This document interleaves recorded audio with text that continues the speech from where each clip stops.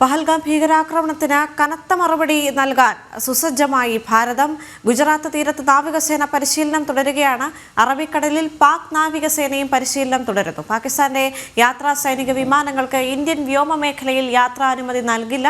എന്നാൽ പാകിസ്ഥാൻ വഴി എത്തുന്ന വിദേശ വിമാന സർവീസുകൾക്ക് വിലക്കില്ല. ഗൗതം അനന്തനാരായണൻ ചേരുന്നു ഡൽഹിയിൽ നിന്ന് വിവരങ്ങളുമായി. ഗൗതം, പാകിസ്ഥാൻ വളരെയധികം ഭയത്തോടുകൂടിയാണ് കഴിഞ്ഞ ദിവസങ്ങളിലെല്ലാം പ്രതികരിച്ചത്. പാകിസ്ഥാന്റെ വക്താക്കളാകട്ടെ മന്ത്രിമാരാകട്ടെ അവരെല്ലാം വളരെ ഭയത്തോടു കൂടി ഭാരതം കനത്ത തിരിച്ചടി തന്നെയാണ് തങ്ങൾക്ക് നേരെ അഴിച്ചുവിടാൻ പോകുന്നത് എന്നുള്ള തരത്തിൽ അവർ പ്രതികരിക്കുന്നുണ്ടായിരുന്നു. പക്ഷേ ഇപ്പോഴും ഈ ഭീകരാക്രമണത്തിന്റെ ഉത്തരവാദിത്തം ഏറ്റെടുക്കാൻ പാകിസ്ഥാൻ തയ്യാറായിട്ടില്ല എന്ന് മാത്രമല്ല, ഈ ഭീകര സംഘടനയെ ഈ ഭീകരാക്രമണത്തിന് പിന്നിൽ പ്രവർത്തിച്ച സംഘടനയെ വെള്ളപൂശുന്നൊരു സാഹചര്യം കൂടെ പാകിസ്ഥാന്റെ ഭാഗത്തു നിന്നും ഉണ്ടായിരിക്കുന്നു. അതിന്റെ ആദ്യപടിയായി തന്നെ, അല്ലെങ്കിൽ തിരിച്ചടിയുടെ ആദ്യപടിയായി തന്നെ ഇത്തരത്തിലുള്ള നീക്കങ്ങളിലേക്ക് ഭാരതം കടക്കുകയാണ്. യാത്രാ സൈനിക വിമാനങ്ങൾക്ക് ഇന്ത്യൻ വ്യോമമേഖലയിൽ യാത്രാ അനുമതി നിഷേധിച്ചിരിക്കുകയാണ്.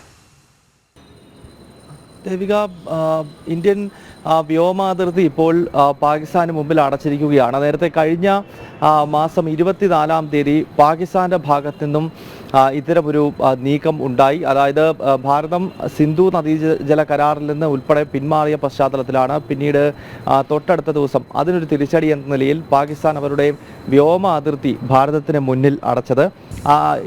ഇതിനുശേഷം ഇപ്പോൾ ഇന്ത്യയും മറുപടി എന്ന നിലയിൽ നമ്മുടെ വ്യോമാതിർത്തി ഇപ്പോൾ പാകിസ്ഥാൻ വിമാനങ്ങൾക്ക് മുന്നിൽ അടച്ചിരിക്കുകയാണ്.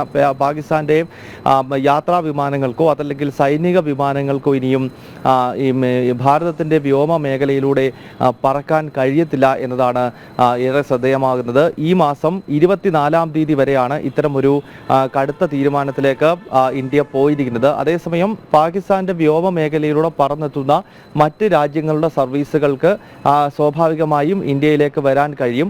എന്നാൽ പാകിസ്ഥാനിൽ നിന്നും ഓപ്പറേറ്റ് ചെയ്യുന്ന ഫ്ലൈറ്റുകൾക്കോ അതല്ലെങ്കിൽ അവരുടെ മറ്റ് സൈനിക ആവശ്യങ്ങൾക്കായി പോകുന്ന വിമാനങ്ങൾക്കോ ഒന്നും തന്നെ ഇന്ത്യൻ വ്യോമാതിർത്തിയിലൂടെ കടന്നു വരാൻ കഴിയില്ല എന്ന നിലയിലാണ് ഇപ്പോൾ തീരുമാനമെടുത്തത്. ഇന്നലെ രാത്രിയിലാണ് ഇന്ത്യയുടെ വ്യോമാതിർത്തി പാകിസ്ഥാന്റെ മുന്നിൽ അടച്ചത്. ദേവിക. ശരി ഗൗതം.